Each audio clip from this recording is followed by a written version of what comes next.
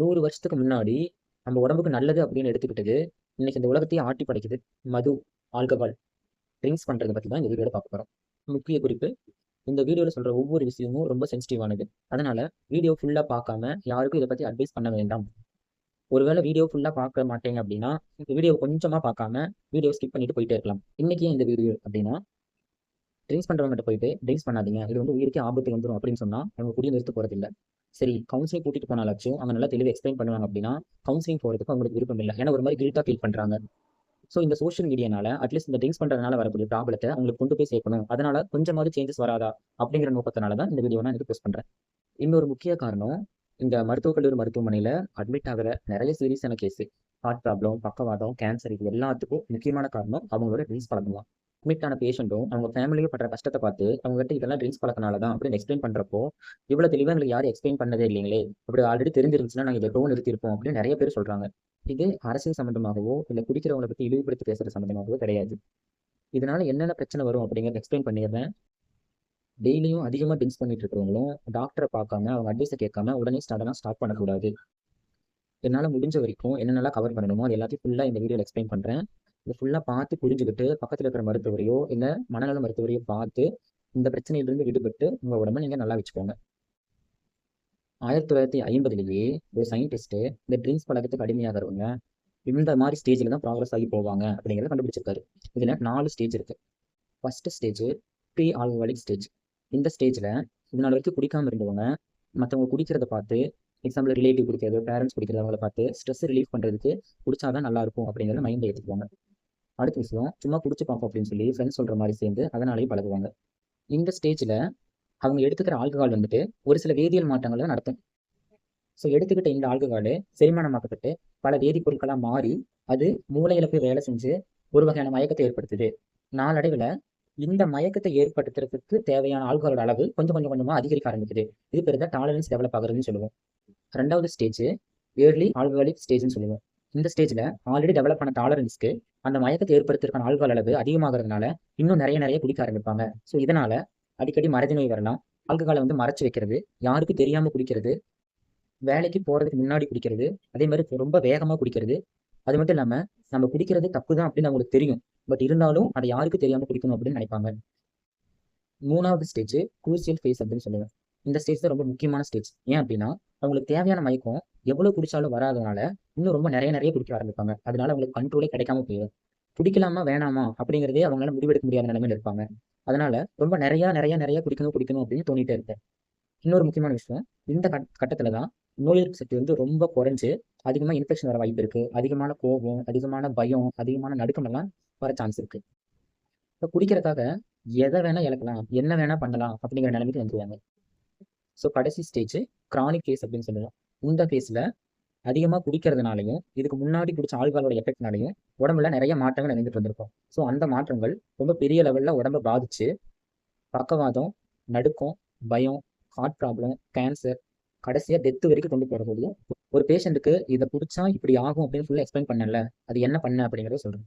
குடிக்கிறதுனால மேல தலையிலிருந்து கீழே கால் வரைக்கும் எல்லாமே பாதிக்கப்படுது. இது எல்லாத்தையும் சொல்லணும்னா ஒரு 10 புக்கு எழுதலாம். ஸோ சிம்பிளா சொல்றேன். ஃபர்ஸ்ட் நீங்க குடிக்கிற ஆல்கஹால் வந்துட்டு மேல இருக்கிற மூளையை டேமேஜ் பண்ணுது. மூளை வந்து 3 வயசு வரைக்கும் தான் வளரும். அதுக்கப்புறம் அது டேமேஜ் ஆனா மறுபடியும் வளராது. எந்த பகுதி டேமேஜ் ஆகுதோ அதுக்கு தகுந்த மாதிரி உங்களுக்கு சிம்டம்ஸ் வரும். என்னென்னலாம் வரலாம்?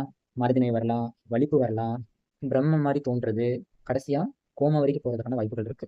அப்படியே கொஞ்சம் கீழே வந்தோம்னா நம்ம ட்ரிங்க்ஸ் பண்ணும்போது அதை அப்படியே குடிக்கிறோமா, குடிச்ச உடனே கொஞ்ச நேரத்தில் வாந்தி பண்ணுவாங்களா. ஸோ வயிற்றுல இருக்கக்கூடிய அமிலம், அந்த அமிலம் நம்ம எவ்வளவு சாப்பிட்டாலுமே அதை ஜீரணம் பண்ணுது. ஸோ அந்த அமிலம் அப்படியே உணவு குழாய் வழியே வந்து வாய் வழியே வெளியே வரதுனால அந்த அமிலம் இந்த உணவு குழாய், தொண்டை, வாய், நாக்கு எல்லா இடத்துலையும் டேமேஜ் பண்றதுனால அதனால கேன்சர் வர்றதுக்கான சான்ஸ் இருக்கு. அதே ஆல்கஹால் அப்படியே வயிறு, சிறுகுடல், பெருங்குடல், மலக்குடல்னு போறதுனால அங்க இருக்கிற எல்லா இடத்துலையுமே கேன்சர் வர்றதுக்கான வாய்ப்புகள் இருக்கு. அதுக்கப்புறம் நம்ம ட்ரிங்க்ஸ் பண்ற ஆல்கஹால் வந்துட்டு வயிற்றுல போய் குடலுக்கு போய் அங்கிருந்து அப்படியே உறிஞ்சப்படுது. அது உறிஞ்சி போற இடம் ஃபர்ஸ்ட் லிவர். லிவருக்கு போயிட்டு அதுக்கப்புறம் இருக்கிற எல்லா ரத்த குழாயிலும் போய் இருக்கிற எல்லா உறுப்புகளுக்கும் சர்க்குலேட் ஆகிட்டு வருது. லிவருக்கு போகும்போது லிவர் கொஞ்சம் கொஞ்சமா கொஞ்சம் கொஞ்சமா டேமேஜ் பண்ண ஆரம்பிக்குது. நாளடைவில் லிவர்னால வேலை செய்ய முடியறது இல்லை. லிவரோட ஒரு முக்கியமான பணி என்னன்னா நம்ம உடம்புல இருக்கிற கெட்ட கொழுப்பு எல்லாத்தையும் நல்ல கொழுப்பா மாற்றும். அது லிவர் டேமேஜ் ஆனதுனால அந்த நம்ம உடம்புக்கு தீமை செய்யக்கூடிய கொழுப்புகள், அந்த கெட்ட கொழுப்பு எல்லாத்தையும் நல்ல கொழுப்பை மாத்துறது கிடையாது. அதனால என்ன ஆகுதுன்னா கொழுப்பு எல்லாமே லிவர்ல படிய ஆரம்பிக்குது. இதுதான் நீங்க அல்ட்ராசவுண்ட் ஸ்கேன் பண்ண போனீங்க அப்படின்னா கல்லீரல் வந்துட்டு கொழுப்பு கட்டி இருக்கு அப்படின்னு சொல்லுவாங்க. ஸோ இந்த கொழுப்பு நாளடைவில் அப்படியே லிவர் மறுபடியும் டேமேஜ் பண்ணி அந்த கொழுப்பு அப்படியே கரைஞ்சிட்டு இப்படி ரத்த குழாயில் வந்துட்டு இருக்கிற எல்லா உறுப்புகளுக்கும் போக ஆரம்பிக்குது. அது அங்கே போய் அந்த கெட்ட கொழுப்பு இருக்கிற ஒவ்வொரு உறுப்பையும் டேமேஜ் பண்ணுது. எதெல்லாம் டேமேஜ் பண்ணலாம்? மேலே இருக்கிற மூளையை டேமேஜ் பண்ணலாம், கிட்னி, ஹார்ட், இருக்கிற மற்ற உறுப்பு எல்லாத்தையுமே அது டேமேஜ் பண்ணுது. ஸோ இந்த ஆல்கஹால் ரத்தத்தில் கலக்கிறதுனால சர்க்கரை அளவு வந்துட்டு சரியா கட்டுப்படுத்த முடியறது கிடையாது. அதனால நீங்க ட்ரிங்க்ஸ் பண்ணிட்டு எவ்வளவுதான் சுகர் மாத்திரை எடுத்தாலுமே சர்க்கரை அளவு கட்டுப்படுத்த முடியாது. இந்த ஆல்கஹால் வந்து ஹார்ட்ல நிறைய தசைகள் இருக்கும். ஸோ அந்த தசைகள் எல்லாத்துலயும் வந்து வேலை செய்யறதுனால ஹார்ட் ரொம்ப பெருசாக மாறுது. ஹார்ட் பெருசாகிறதுனால அதுல ப்ரெஷர் அதிகமாகி உடம்புல இருக்கிற எல்லா இடத்துலையும் பிளட் ப்ரெஷர் அதிகமாகிறதுக்கான வாய்ப்புகள் அதிகம். இந்த எல்லா காரணத்தினாலுமே உடம்புக்கு சரியா சத்து சப்ளை பண்ணாதனால தசைகள்ல இருக்கிற எல்லா இடத்துலையும் வலி வருது. ப்ளஸ் நரம்பு எல்லாம் டேமேஜ் ஆகிறதுனால அங்கங்க நமன்னு இருக்குன்னு சொல்லுவாங்க. ஒரு மாதிரி சென்சேஷன் சாக்கடிக்கிற மாதிரி இருக்குன்னு சொல்லுவாங்க. உணர்ச்சி இல்லாத மாதிரி இருக்குன்னு சொல்லுவாங்க. இது எல்லாத்தோடைய காரணமும் என்னன்னா ஆல்கஹால் சாப்பிட்றது மட்டும்தான். இந்த ஆல்கஹால் சாப்பிட்றதுனால சக்கரை கண்ட்ரோல் இருக்கிறது இல்லை, ப்ரெஷர் அதிகமாகுது. இதனாலதான் இப்போ நான் சொன்ன எல்லா பிரச்சனையும் வருது. லிவர்ல கொழுப்பு படியுதுன்னு சொன்னல. ஸோ அந்த கொழுப்பு அதிகமாக படிய அதை டேமேஜ் பண்ணி இப்படி இருக்கிற லிவர் இப்படி ஆயிடுது. ஸோ ஒரு முக்கியமான விஷயம் என்னன்னா இந்த லிவருக்குள்ளதான் ஒரு ரத்த குழாய், பெரிய ரத்த குழாய் வந்துட்டு ரத்தத்தை எடுத்துட்டு நம்ம ஹார்ட்டுக்கு கொண்டு போகும். ஆனா இந்த இப்படி இருக்கிற லிவர் இவ்வளவு சின்ன சைஸா மாறுறதுனால அந்த ரத்த குழாய் போட்டு அழுத்திக்குது. அழுத்ததுனால கீழே இருந்து வர பிளட் எல்லாமே மேல ஹார்ட்டுக்கு போக முடியுது இல்லை. அப்ப என்ன ஆகும்? கீழே இருக்கிற எல்லா பிளட்டுமே வேற ஏதாவது பக்கம் பூண்டு போகலாமா அப்படின்னு மற்ற ரத்த குழாய் கிட்ட போய் தேடி போக ஆரம்பிக்குது. அப்படி தேடி போக ஆரம்பிக்கும் போதுதான் அங்க இருக்கிற ரத்த குழாயில் இருக்கிற எல்லா திரவமும் லீக் ஆகி வயிறு ரொம்ப பெருசாகும். ஸோ இந்த வயிற்றுல நீர் கட்டி இருக்கிறது பேர் தான் அசைட்டிஸ் அப்படின்னு சொல்லுவோம். ஸோ இங்க இந்த மெடிக்கல் காலேஜ் ஹாஸ்பிட்டல்ல ரெஃபர் பண்ற எல்லா கேஸுமே வயிற்றுல பெருசா நிறைய தண்ணி வச்சு மூச்சு விட முடியாம வயிறு ரொம்ப பெருசாயிருச்சு, நிறைய தண்ணி கட்டிட்டு இருக்குன்னு சொல்லி ரெஃபர் பண்ணி விடுவாங்க. இங்க வந்ததும் வயிறு இருக்கிற தண்ணி எல்லாமே வெளியே எடுத்துட்டே இருக்கும். ஆனா தண்ணி மறுபடியும் கலெக்ட் ஆகிட்டே தான் இருக்கும். ஏன்னா ஆல்ரெடி லிவர் இப்படி இருக்கிற லிவர் இவ்வளவு விஷயம் சுருங்கி சுண்டி போச்சு. இதுக்கப்புறம் அதை மாதிரி பெருசாக்க முடியாது. ஸோ இப்படி சுண்டி போனதுனால அந்த இடத்துல ஆப்ரேஷன் பண்ணி வேணா அங்க ஒரு குழாய் வேணா பொருத்தலாம். ஆனா இப்படி வர பேஷண்ட் எல்லாரோட ஹெல்த் கண்டிஷனும் ரொம்ப மோசமா இருக்கிறதுனால சர்ஜரிக்கும் அலோவ் பண்ண மாட்டாங்க. மயக்க டாக்டரும் வந்து பர்மிஷன் கொடுக்க மாட்டாங்க. ஸோ வயிற்றுல வந்துட்டு தண்ணி அதிகமாக கலெக்ட் ஆக அது அங்கிருந்து அப்படியே வந்து நுரையீரல் அழுத்த ஆரம்பிக்கும். நுரையீரல் அழுத்த ஆரம்பிக்கிறதுனால தான் மூச்சு விடாம உங்களுக்கு ரொம்ப சிரமமா இருக்கிற மாதிரி இருக்கும். அந்த தண்ணியை வந்துட்டு வெளியே எடுத்தா மட்டும் தான் உங்களுக்கு மூச்சு விடுறதுக்கு நல்லா இருக்கும்.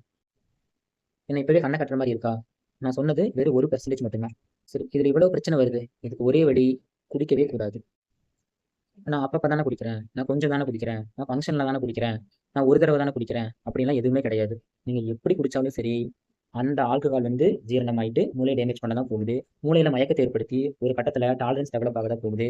நீங்கள் second stage, third stage, fourth ஸ்டேஜ்னு போக தான் போகிறீங்க. ஆனால் நீங்கள் கண்ட்ரோல் பண்ணிகிட்டே இருந்தீங்க அப்படின்னா அந்த ஸ்டேஜ் போகிறதுக்கான நாள் தள்ளி போகும், அவ்வளோதான். ஆனால் அதனால் உடம்புல ஏற்படுற பாதிப்புகள் கொஞ்சம் கொஞ்சமாக நடந்துட்டு தான் இருக்கு. இந்த ஸ்டெப் தான் ரொம்ப ரொம்ப ரொம்ப முக்கியம். ஏன் அப்படின்னா ஆல்ரெடி ட்ரிங்க்ஸ் பண்ணிட்டு இருக்கவங்க திடீர்னு ட்ரிங்க்ஸை நிறுத்தக்கூடாது. அது உடம்புக்கு ரொம்ப பாதிப்பை ஏற்படுத்தும். இப்பதான் ஆரம்பிச்சிருக்கான், சின்ன பையனா இருக்கான் அப்படின்னா பேரண்ட்ஸ் அவங்களை கண்டிச்சு ஓரளவுக்கு அட்வைஸ் பண்ணி அவங்க போய் நிறுத்த வைக்கலாம். மற்றபடிக்கு நான் சொன்ன 4 ஸ்டேஜ்ல எந்த ஸ்டேஜா இருந்தாலும் சரி, ஃபர்ஸ்ட் ஒரு டாக்டரை பார்த்து இல்லைன்னா ஒரு மனநல மருத்துவரை பார்த்து உங்ககிட்ட உங்களோட ஹிஸ்டரியில எக்ஸ்பிளைன் பண்ணுங்க. இவ்வளவு வருஷமா குடிக்கிறேன், இவ்வளவு குடிக்கிறேன், இப்போ நான் நிறுத்தலான்னு இருக்கேன், எப்படி நிறுத்தணும், நிறுத்தினா உடம்புக்கு ஏதாவது தொந்தரவு வருமா, என்னோட ஹெல்த் கண்டிஷன் எப்படி இருக்கு அப்படின்னு டிஸ்கஸ் பண்ணிட்டு உங்ககிட்ட கவுன்சிலிங் அட்டன் பண்ணுங்க. அவங்க என்ன சொல்றாங்களோ அதுக்கு தகுந்த மாதிரி பண்ணுங்க.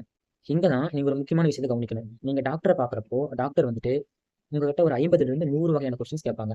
இந்த கொஸ்டின்ஸ்ல நீங்க எவ்வளவு வருஷமா குடிக்கிறீங்க, எவ்வளவு குடிக்கிறீங்க, எப்ப இருந்து அதிகப்படுத்த ஆரம்பிச்சீங்க, குடியை நிறுத்தலாம்னு நினைச்சிருக்கீங்களா அப்படின்னு நிறைய கொஸ்டின்ஸ் இருக்கும். இந்த கொஸ்டின்ஸ் எல்லாம் ஏன் கேட்கறாங்க அப்படின்னா இந்த கொஸ்டின்ஸ் வச்சு தான் ஆல்கஹால் வந்து உங்களை எந்த அளவுக்கு மாத்தி வச்சிருக்கு, அதுல இருந்து நீங்க வெளியே வர முடியுமா, கவுன்சிலிங் கொடுத்தா மட்டும் போதுமா, இல்லை உங்களுக்கு டேப்லெட் கொடுத்து சரி பண்ணணுமா, இதனால வர பாதிப்பை தடுக்கிறதுக்கு முன்னெச்சரிக்கை ஏதாவது டேப்லெட் கொடுக்கணுமா, இதெல்லாத்தையும் டாக்டர் முடிவு பண்ணுவாங்க. அதனால என்னடா இவ்வளவு கேட்கறாங்களே அப்படின்னு சொல்லிட்டு ரொம்ப யோசிக்காம அவங்க கேட்கிற கொஸ்டின்ஸ்க்கு கரெக்டான பதில சீக்கிரமா சொல்லுங்க.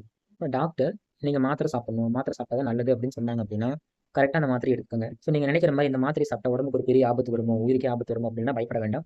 இந்த மாத்திரை நீங்க ஆல்ரெடி சாப்பிட்ட ஆல்கஹாலோட எஃபெக்ட் கொஞ்சம் கொஞ்சமாக மூளையில ஸ்டோர் ஆகி வச்சிருக்கேன். ஸோ அது எல்லாத்தையும் ரிமூவ் பண்றதுக்காக தான் நார்மலா கொடுக்குற மாத்திரை மாதிரி கொடுப்பாங்க. உடம்புக்கு பெருசா உயிருக்கு ஆபத்து வர மாதிரிலாம் எந்த மாத்திரையும் சஜஸ்ட் பண்ண மாட்டாங்க. ரொம்ப நாள் குடிக்கிறீங்களோ இல்லை ரொம்ப அதிகமாக குடிச்சிட்டு இருக்கீங்களோ முதல்ல ஒரு டாக்டரை பார்த்து கன்சல்ட் பண்ணிட்டு மாத்திரை சாப்பிடலாமா, எப்படி நிறுத்தலாம், என்னென்ன பிரச்சனையெல்லாம் வரும் டிஸ்கஸ் பண்ணி உங்க ஹெல்த் கண்டிஷனை செக் பண்ணிட்டு அதுக்கப்புறம் எந்த முடிவு இருந்தாலும் எடுங்க. நான் முன்னாடி சொன்னேன் அந்த ஸ்டேஜ் 3, 4ல இருக்கிறவங்களுக்கு நீங்க எவ்வளவுதான் பெருசா அட்வைஸ் பண்ணாலுமே அவங்களால அதை கண்ட்ரோல் பண்ண முடியல. இந்த படத்துல வர மாதிரி அவ சாவி போடுற நீ ஆடுறங்கிற மாதிரி அந்த ஆல்கஹாலோட எஃபெக்ட் வந்துட்டு மூளையில வந்துட்டு ஆல்ரெடி ஸ்டோர் பண்ணி வச்சிருச்சு. ஸோ அதுல இருந்து அவங்க வெளியே வர்றது கஷ்டம். அதனால அவங்கள அன்பா பேசி கூட்டிட்டு போய் ஒரு மருத்துவர்கிட்ட பார்த்து இதுல இருந்து வெளியே வரலாம், ஈஸியா மாத்திரை சாப்பிட்டா சரியாகிடும் அப்படின்னு கவுன்சிலிங் அட்டன் பண்ண சொல்லுங்க. இந்த காலத்துல ஒரு தொந்தரவும் இல்லாதவங்களுக்கு 1000 வியாதி வருது. அதனால குடிச்சு உங்க உடம்ப நீங்களே கெடுத்துக்க வேண்டாம். இதே மாதிரி நிறைய வீடியோஸ் போட்டு சொசைட்டில ஒரு அவேர்னஸ் கிரியேட் பண்ண போறோம். ஸோ உங்களுக்கு ஏதாவது டாபிக் பத்தி வீடியோ வேணும் அப்படின்னா கமெண்ட் பாக்ஸ்ல கமெண்ட் பண்ணுங்க.